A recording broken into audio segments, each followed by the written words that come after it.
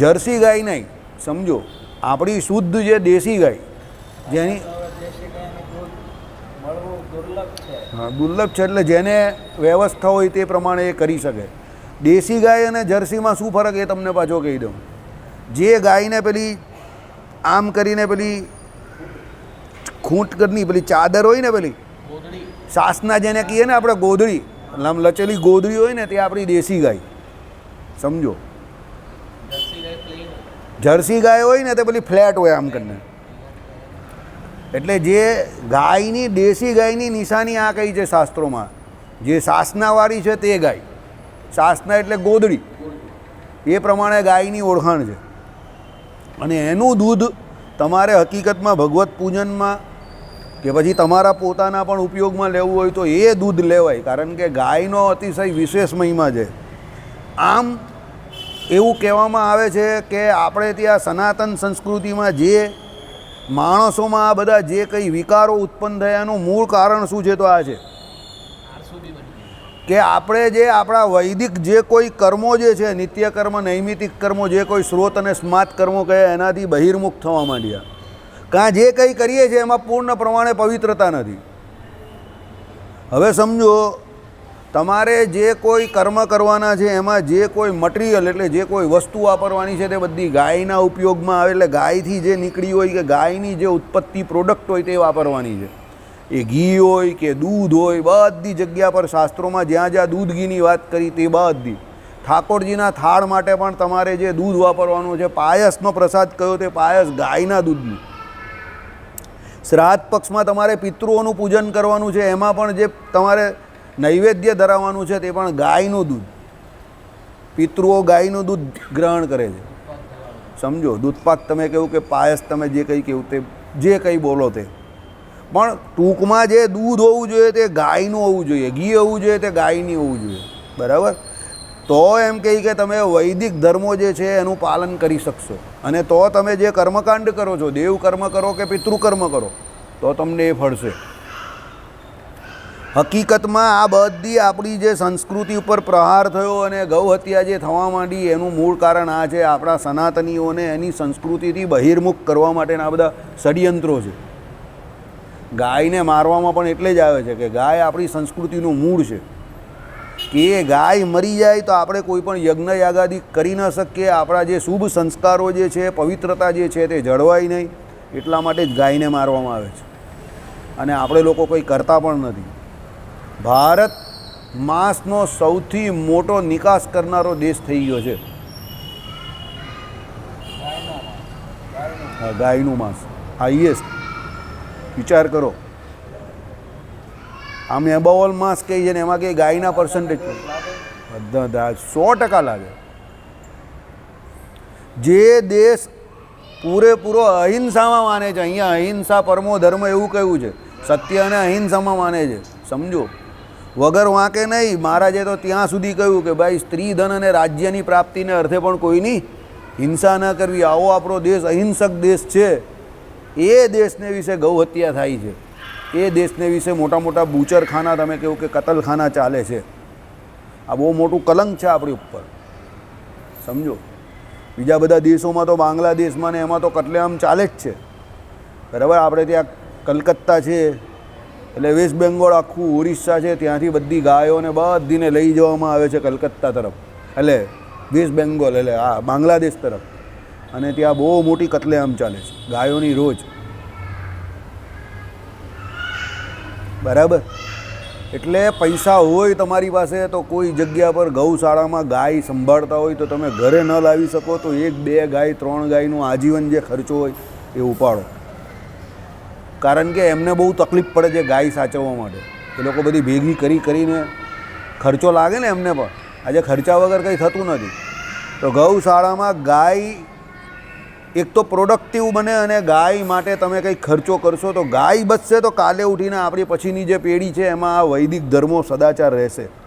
તમે યજ્ઞ યાગાદિ કરી જ ન શકો. બાકી ગાયનું ઘી ન હોય તમારી પાસે, ગાય ન હોય તો કાલે, બરાબર છે, ગાયનું દૂધ ન હોય તો તમે યજ્ઞ યાગાદિ કેવી રીતે કરવાના?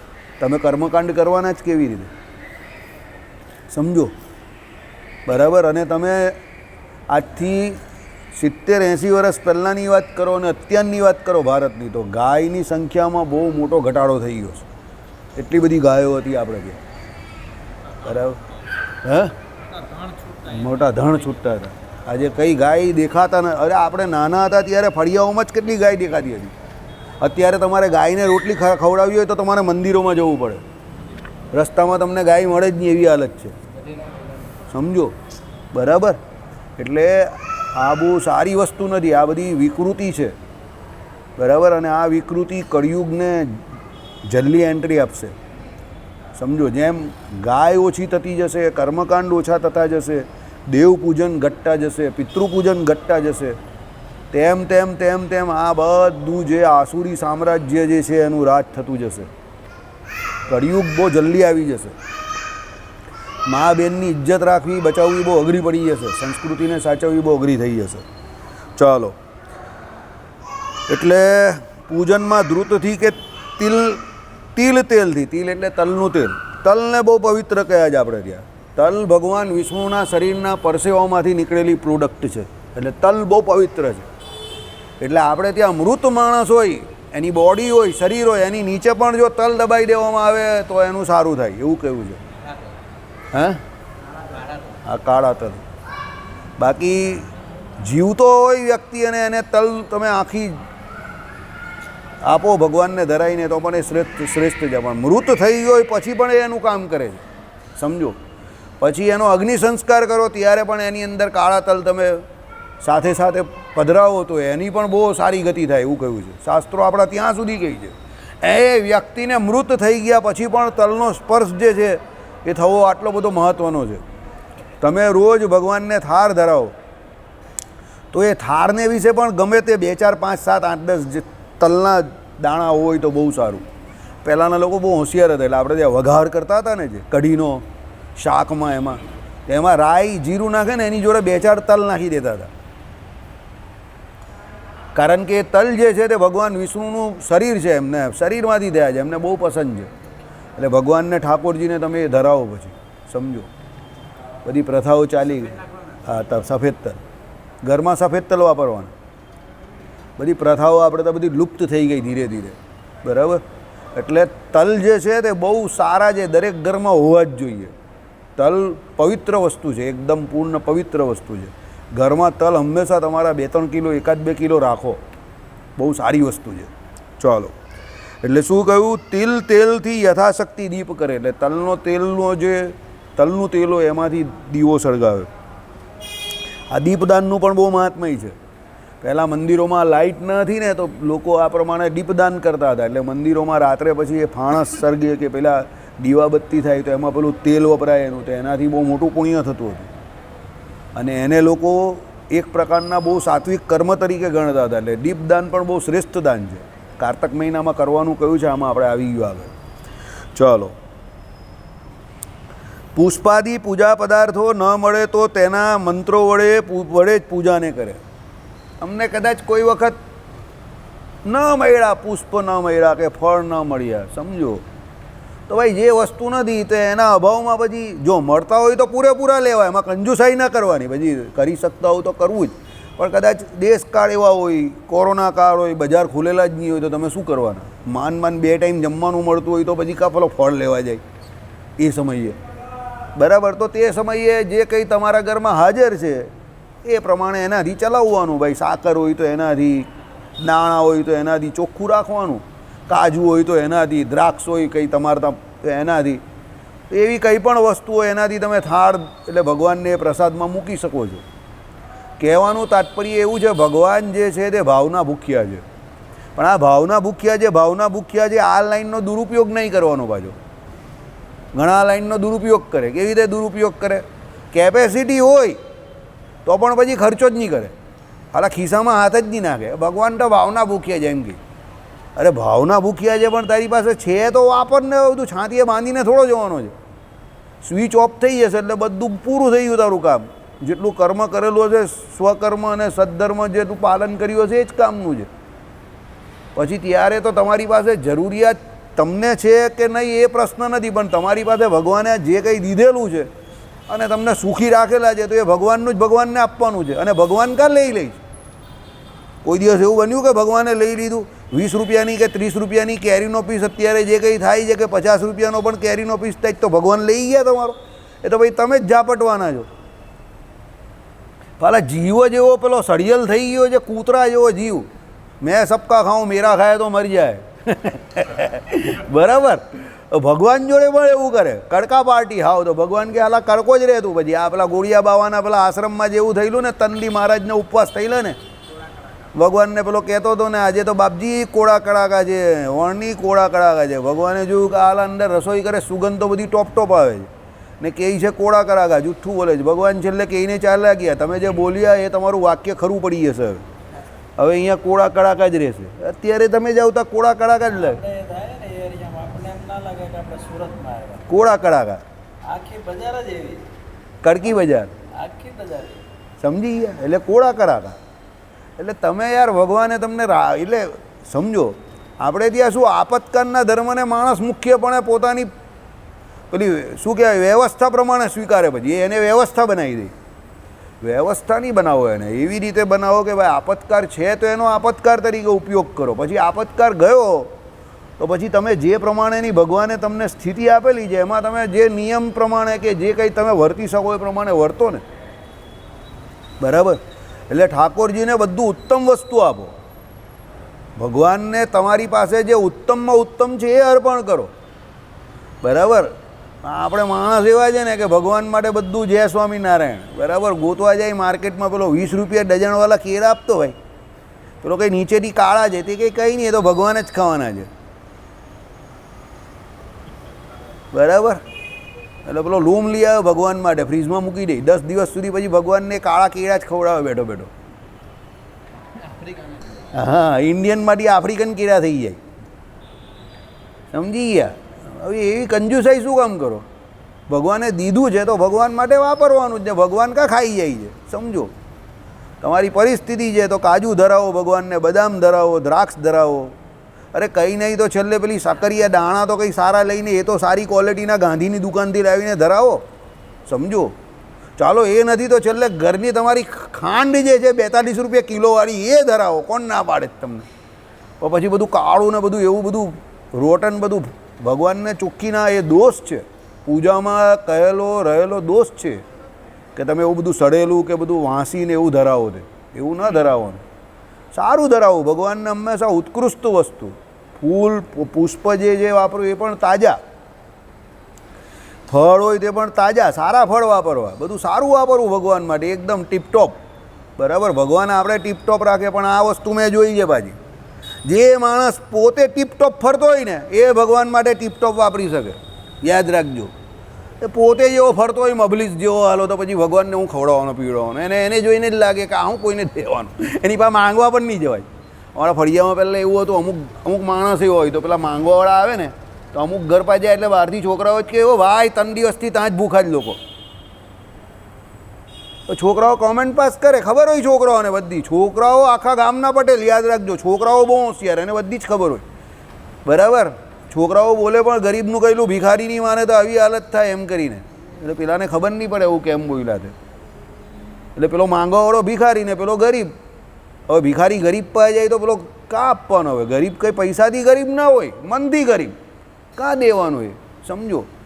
એટલે એવા ન બનવું. ઠાકોરજીએ તમારી પર કૃપા કરેલી હોય તો ભગવાનની સેવા પૂજા કરો તો ભગવાનને પ્રત્યક્ષ એ મૂર્તિમાં સમજીને કે ભાઈ આ પ્રત્યક્ષ દેવ છે, આ પ્રત્યક્ષ ભગવાન છે એમ માનીને તમારી પાસે જે ભગવાને તમને આપેલી શ્રેષ્ઠતમ વસ્તુ છે એનો ઉપયોગ કરો તો ભગવાન બહુ રાજી થશે. બરાબર. ભગવાન ભાવના ભૂખા છે એ વાત સાચી, પણ ભાવ તમારો શુદ્ધ ક્યારે કે તમે જ્યારે સારી વસ્તુ એ ભગવાનને આપો તો ભાવ સારો ને. સમજો. પછી પેલો કોઈ ભાવના ભૂખ્યા તો તારો ભાવ કાં સારો છે?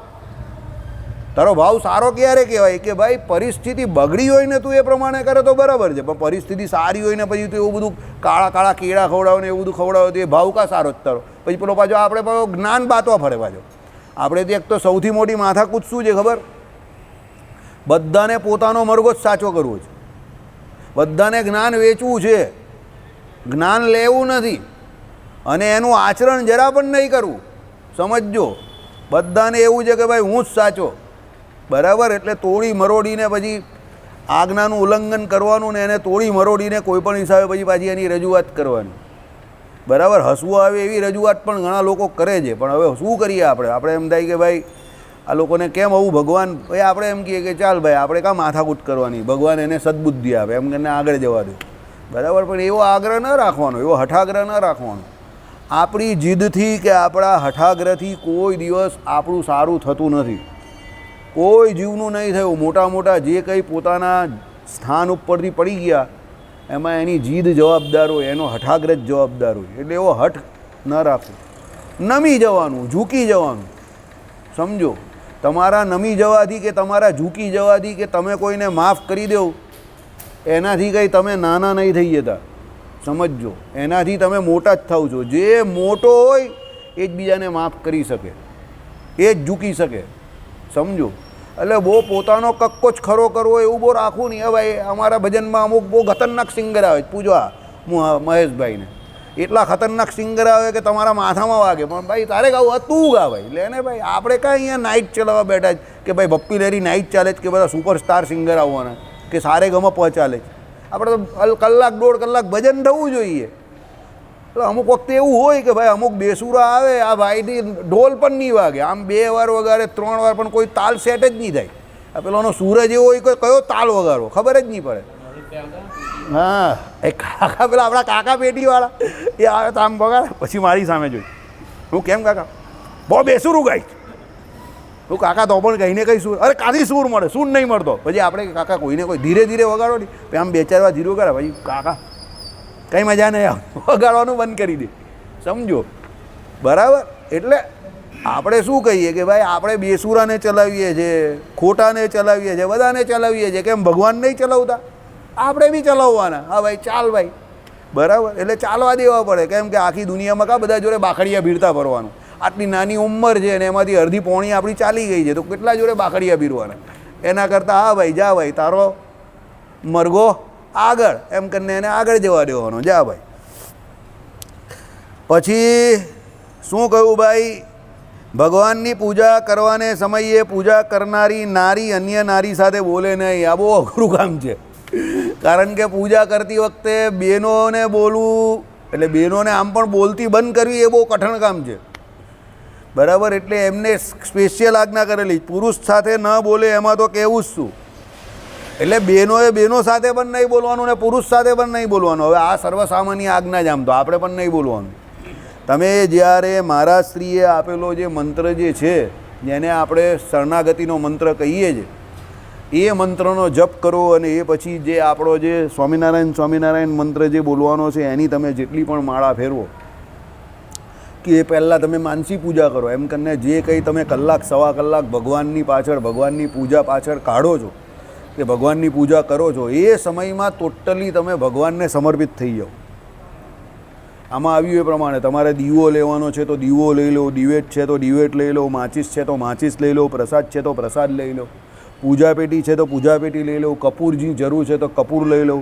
ભગવાનની પૃષ્ઠની મૂર્તિને સાફ કરવા માટે તમને કટકો જોઈતો હોય તો એ કટકો લઈ લો. પણ આ બધું લઈને બેસો. પછી કલાક સવા કલાક તમે ને ભગવાન બે એકલા, ત્રીજો કોઈ નહીં. No entry for third person. Mansi પૂજા કરો તો ભગવાન જોડે તમે મજા માણો અને મોજ કરો. ભગવાનની શરણાગતિનો મંત્ર તમે જે બોલો એ મંત્રનું એટલું મહાત્મય છે કે એ તમને મોક્ષકારક નીવડે છે. એ જ તમારો મોક્ષ આપનારો મંત્ર છે. તો એ મંત્ર જ્યારે પણ બોલો તો એક એક મંત્રમાં એક એક ભાવ જે આવે છે તે એક એક મંત્રમાં એવો ભાવ રાખો કે એ ભગવાન હું તમારી શરણે છું, એ ઠાકોરજી હું તમારી શરણે છું. એમ કરીને દયનીય ભાવ રાખો પોતાને વિશે. દયનીય ભાવનો અર્થ ગરીબપણું. ગરીબપણું એટલે શું? દાદાગીરી નહીં કરવાની કે ભગવાન હું તમારો ભક્ત છું, તમારો કલ્યાણ કરવું જ પડશે, હું આવી ગયો છું. અરે બરાબર, પેલા નાના છોકરા રીતે ઘરાઈને નહીં કહી ઓ પપ્પા હું આવી ગયો. અરે આવી ગયો તો શું તારી કાંઈ આરતી ઉતારે? આવી ગયો તો આવી ગયો, બેસ શાંતિથી. હવે પપ્પા હું આવી ગયો આમ કરીને છાંટી કાઢીને ઊભો રહી જાય. એમાં આપણે ભગવાન આગળ પણ એવું કરીએ, છાંટી કાઢીને ભગવાન આગળ આમ ઊભા રહી જાય આમ. અરે ભાઈ છાંતી શાંતિ રાખ.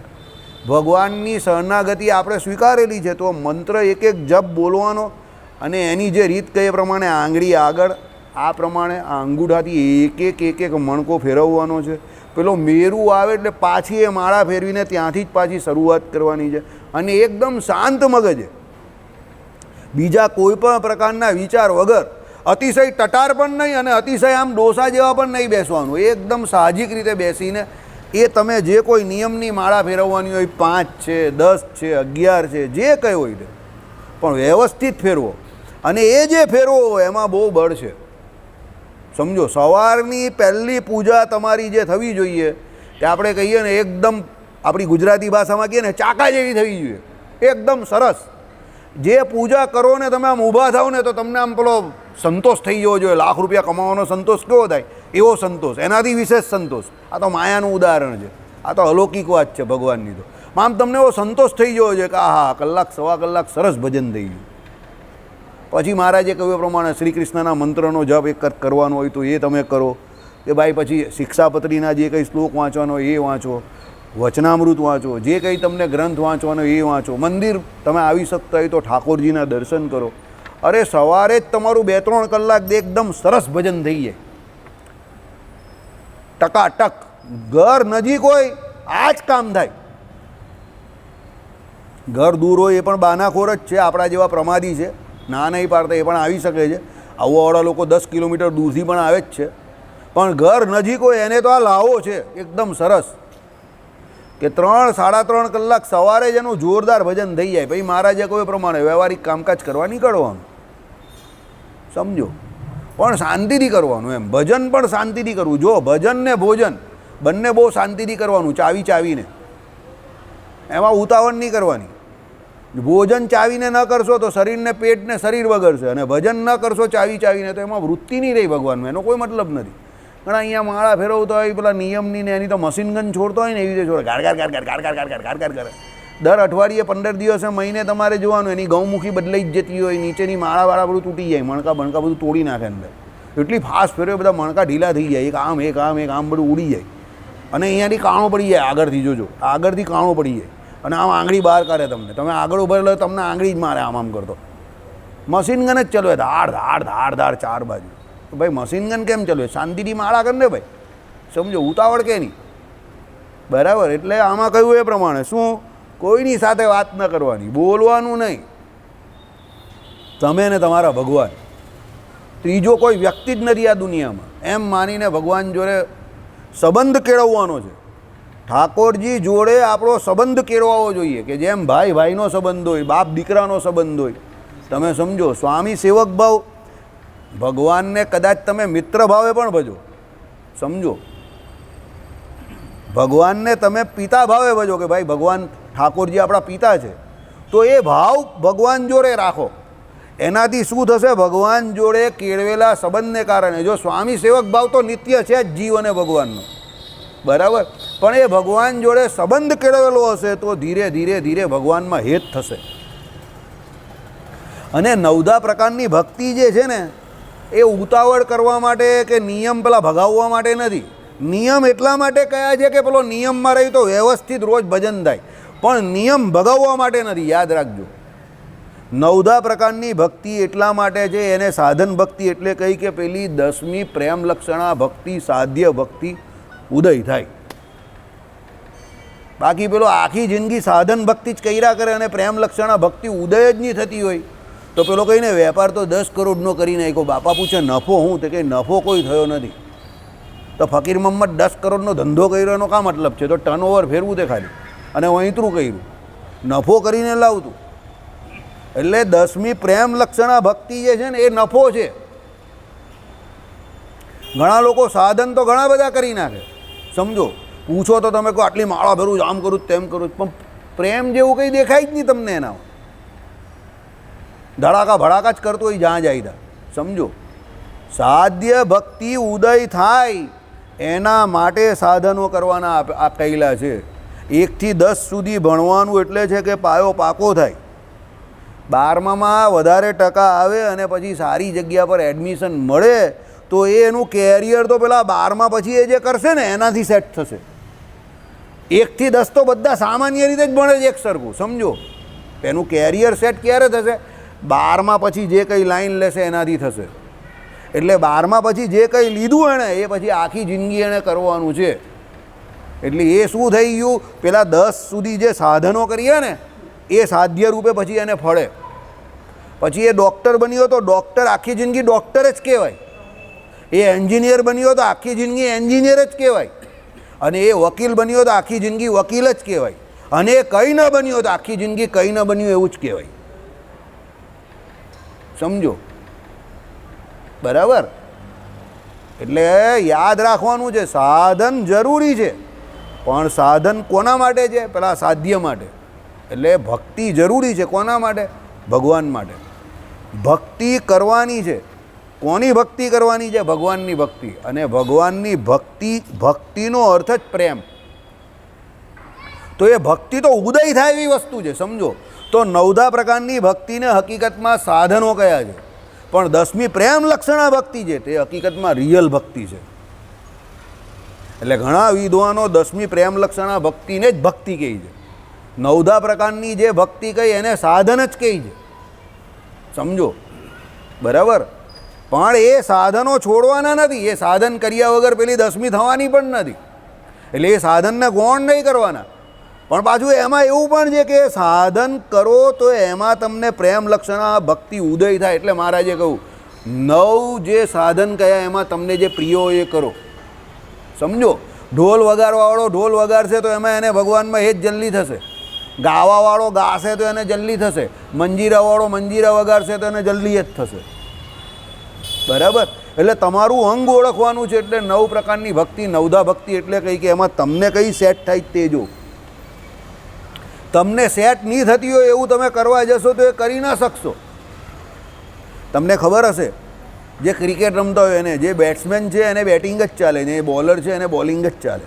હવે બોલિંગ કરવામાં બહુ મહેનત છે, બહુ મજૂરી છે, પણ એ બોલિંગ કરવાવાળો બોલિંગ જ કરશે. અને એ એન્જોય કરીને બોલિંગ કરે છે. સમજો મહેનત કરીને લાંબુ દોડતો આવશે, તમને એમ કે આટલી મહેનત કેમ કરતો હશે, પણ એમાં એને એ એન્જોય કરે છે મહેનતને. સમજો એને એ મહેનત નહીં લાગતી, એને વૈતરું નહીં લાગતું, એને એમાં આનંદ આવે છે કે 25 પગલાં દોડીને બોલિંગ કરે છે.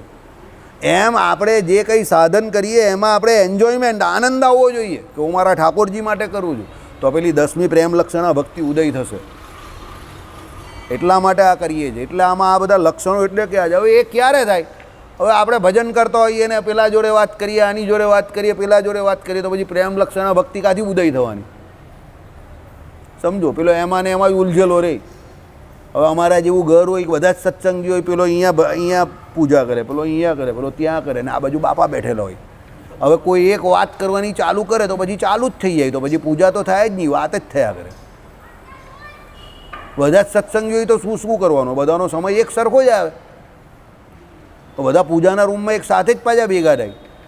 પછી પાછા બધા એકબીજાને ગોડા બી મારતા હતા નાના હતા ત્યારે. પેલો કોઈ તું બરાબર બેસ, પેલો કોઈ તું બરાબર જગ્યા બરાબર કરો. નાના હોય ત્યારે તો જરા એવું કરે જ. પેલો કહે તું તારો પલાઠો બહુ મોટો છે, પેલો કહે તારો પલાઠો મોટો છે. એમાં બાપા કહે ભાઈ પલાઠાને કરો, શાંતિથી ભજન કરો ને, એમ કે હું પલાઠો કહી દયા કરો. સમજો બરાબર? એટલે આમાં એટલા માટે કહું છું કે બોલવું ન જોઈએ. બોલવાથી શું થાય? તમારા ભક્તિમાં વિક્ષેપ આવે છે. એવું કોઈ આંખના ઈશારા કરવાની ના પાડી છે. જે આપણે આ મારા શ્રીએ આપેલો જે મંત્ર જે કયો છે ને, અષ્ટાક્ષર મંત્ર, એમાં આંખના ઈશારા કરવાની પણ તમને ના પાડી છે. સમજો આમ તમે કહો ને એ પણ ના પાડી. ચહેરાના એક્સપ્રેશન્સ આપવાની ના પાડી, હાથ પગ હલાવવાની ના પાડી. કેમ? એનાથી તમારું ધ્યાન જે ભગવાનમાં છે તે ભંગ થાય છે. સમજો એટલે આંખ, ચહેરો બધું કંઈ નહીં, બધું એક સ્થિર ભગવાનમાં જ 100% તમે તમારા આપો. પૂજા એવી રીતે થાય. સમજો અનંત કોટી બ્રહ્માંડના નાથ જેને તમે મંત્ર દ્વારા તમારી પૂજામાં બોલાવો છો, અને પછી તમારું જ ધ્યાન નહીં હોય તો અહીંયા તમે મોદી સાહેબને બોલાવો ને પછી તમે બધા ઊભા થઈને ચાલ્યા જાઓ, તો શું હાલત કરે મોદી સાહેબ તમારી? ખાલી એટલું કરી જોવાનું. મોદી સાહેબને આમંત્રણ આપવાનું, પછી અહીંયા બોલાવવાના અને અહીંયા બેસાડવાના, પછી કોઈ માનપાન સત્કાર બત્કાર નહીં આપવાનું, તમારે બધા ચાલ્યા જવાનું. શું હાલત થાય? મોદી સાહેબ ક્યાં કોણ છે? બધાના આધાર કાર્ડ લઈ આવો. આધાર કાર્ડ તમારા બધાના હાજર થાય. મોદી સાહેબને તો ચહેરા તરત જ યાદ રહી જાય છે. નજર બહુ ખતરનાક છે એમની. બરાબર?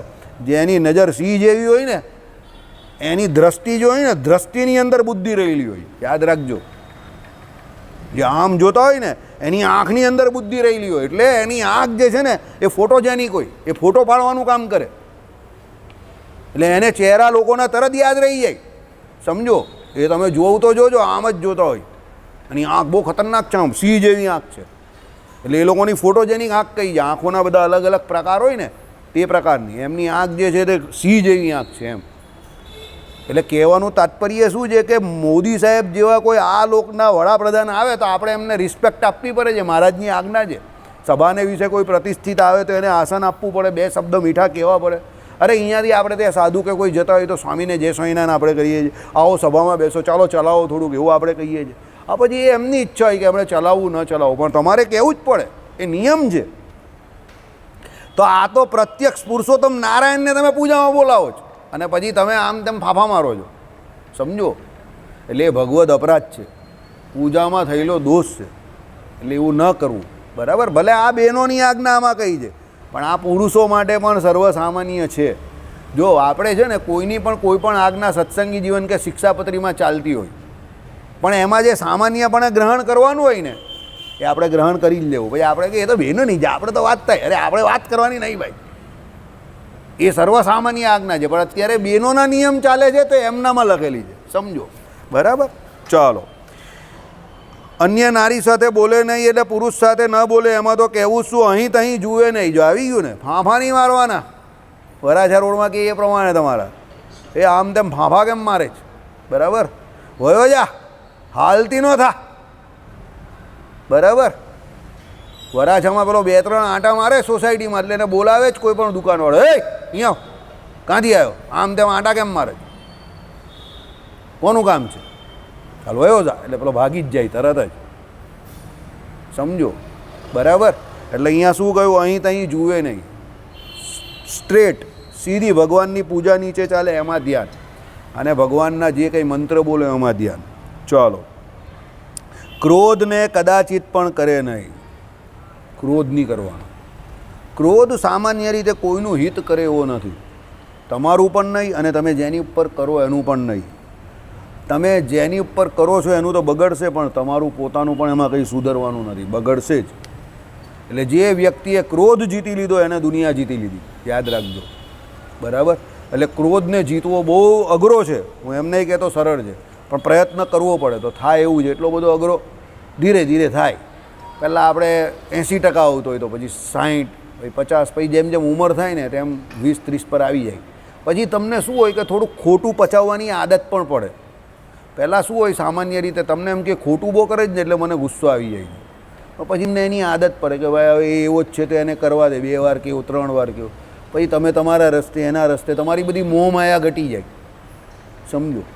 એટલે ક્રોધ ન કરવો, ક્રોધથી કોઈનું સારું થતું નથી, પૂજા કરતાં પણ નહીં અને આમ પણ નહીં. સાંભળો, મન વાણી નેત્રને નિગ્રહ કરનારી થાય. જો આવી ગયું ને, મન જે છે તે ભગવાનમાં લગાવવાનું છે, એટલે મનનો નિગ્રહ કયો. વાણી જે છે તે આમ તેમ બીજું કંઈ બોલવાનું નથી, ભગવાનનું સ્મરણ કરવાનું છે, ભગવાનનું નામ ઉચ્ચારણ કરવાનું છે. અને શું કહ્યું, નેત્ર, આંખ જે છે, દ્રષ્ટિ જે છે તે ભગવાનની મૂર્તિ તરફ, ગમે તેમ ફાંફા મારવાના નથી. વારના લીપવા વડે શુદ્ધ કરેલા સ્થાનમાં બેસીને ફરી આચમન કરી, ફરના એટલે પ્રથમ સ્નાનના અંગભૂત આચમન કહ્યું, હમણાં પૂજાના અંગભૂત આચમન કહ્યું. પ્રથમ ધીમે ધીમે તાળીકા ધ્વનિથી અને ઘંટનાદથી ભગવાનને સુખેથી જગાડે. ઉતિસ્ત ઉતિસ્ત ગોવિંદ ઉતિસ્ત ગરુડ ધ્વજ એમ કરીને આપણે બોલીએ ને, પછી હાથમાં શું લઈએ, ઘંટરી લઈએ ને પછી ઘંટરી વગાડીએ, સમજો.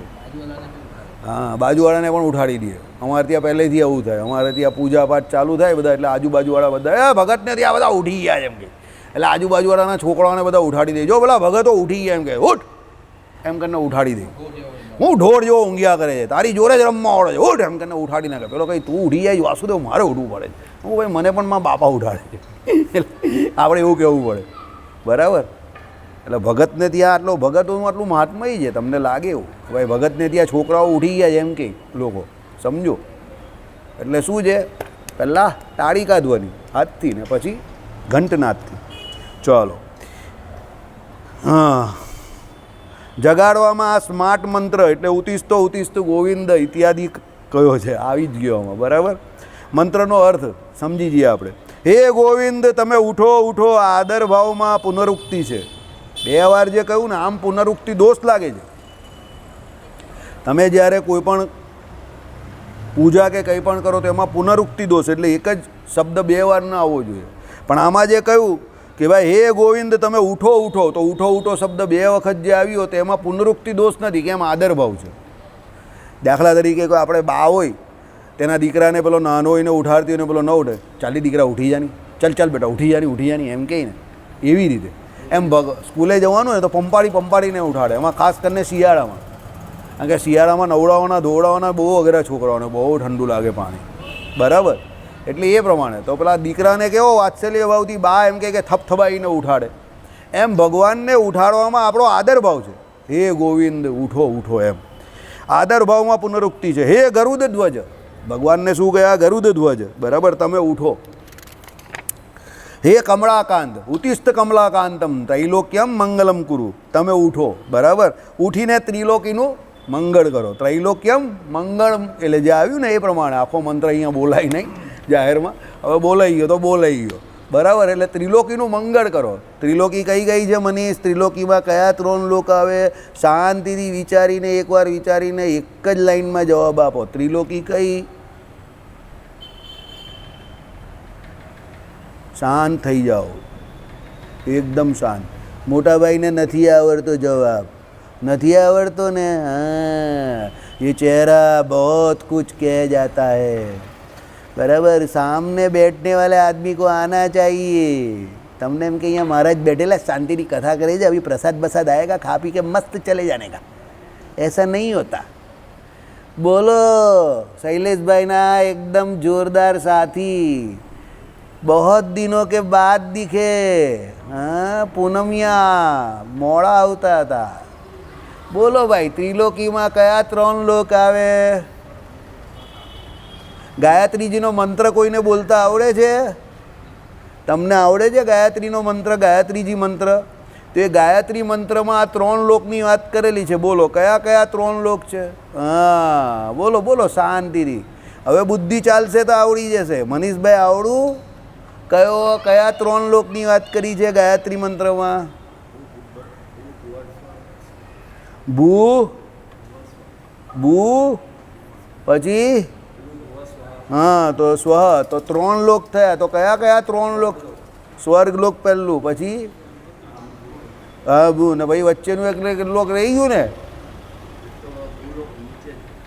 ભૂલોક. આ નીચે છે આની, આ નીચેનું તો પાતાલ લોક. આમાં કા પાતાલ લોકની વાત આવી? તમે તો ભૂ ને ભૂવર ને પછી એના પછી ઉપર કયો કયો? સ્વર્ગ.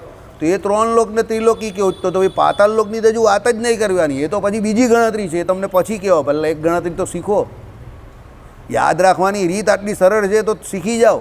આવી રીતે યાદ રહે. ભૂ ભૂવ સ્વ, તો ભૂ એટલે ભૂવર લોક, ભૂલોક એટલે આપણો લોક, આ ભૂલોક એટલે પૃથ્વી લોક. ભૂ એટલે પૃથ્વી થઈ ને, બરાબર. એટલે ભૂ એટલે અહીંયાનો પૃથ્વી લોક, પછી ભૂવર લોક, આના પછીનો ઉપરનો લોક એ ભૂવર લોક કયો, અને એની ઉપર સ્વર્ગ લોક. એટલે આ ત્રિલોકી આ રીતે ગણાય. હવે ત્રિલોકીને ગણવાની એક ગણતરી બીજી પણ છે. પહેલી ગણતરી એમાં એવી છે, આ ગણિતે. હવે બીજી રીત છે તે સાંભળો. પહેલાં આપણો અહીંયાનો એક લોક, એટલે એને અહીંયા આપણો ભૂલોક જે કહ્યો ને એને એક લોક તરીકે ગણવાનું. નીચેના 7 પાતાળ એને બીજો લોક, અને જે ઉપર જે છે 6 લોક, બરાબર, એ ત્રીજો લોક. એટલે એમ કરીને ત્રિલોક કયા. આઈડિયા આવ્યો? એટલે ત્રિલોકીમાં આખું બ્રહ્માંડ આવી ગયું. 14 લોકનું કહેવું. આમાં તો એ જ ને, આ તો બંને રીત કઈ છે. આ બંને રીત આપણે આધ્યાત્મિક તત્વાખ્યાનમમાં અને ભૂમિકામાં સમજાવેલી છે કે ભાઈ ત્રિલોકીની વાત કરે ત્યારે આ પ્રમાણે સમજવાનું છે, બરાબર. એટલે બંને રીતે ત્રિલોકી થાય. સમજી ગયા? સમજ્યા કે ના સમજ્યા? કેવી રીતે? ઉપરના 6 લોક એને એક લોક તરીકે ગણ્યા, એને 1 નંબર આપ્યો. પછી આપણું આ ભૂલોક, બરાબર, ને નીચેના પછી 7 પાતાળ, એટલે 1, 2 and 3 એટલે ત્રિલોકી. અને પેલામાં ભૂ ભૂવર સ્વ જે આપણો ગાયત્રીજીનો મંત્ર આવે તે, એટલે ભૂલોક, ભૂવરલોક અને સ્વર્ગલોક, એને ત્રિલોકી કહે, બરાબર. એટલે અહીંયા એ પ્રમાણે કહે ઉઠીને ત્રિલોકીનું મંગળ કરો. ભગવાનને સૂવાનો, ભગવાન આમ સૂઈ જતા નથી, ભગવાન તો જાગતા જ રહે છે. પણ આ તો ભક્તની ભાવના છે કે તમે ઉઠો અને આખી આ ત્રિલોકી જે છે એનું મંગળ કરો. કારણ કે ભગવાન જ એક એવું તત્વ છે કે જે બધાનું મંગળ જ કરે છે. બરાબર, એટલે મંગળવાર બહુ શુભ કયો છે, બરાબર, કારણ કે બધાનું મંગળ જ મંગળ થાય છે એમાં. શ્રીપતિમ શ્રીધરમ સર્વદેવેશ્વરમ ભક્તિ ધર્માત્મજમ વાસુદેવમ હરે મહાદેવમ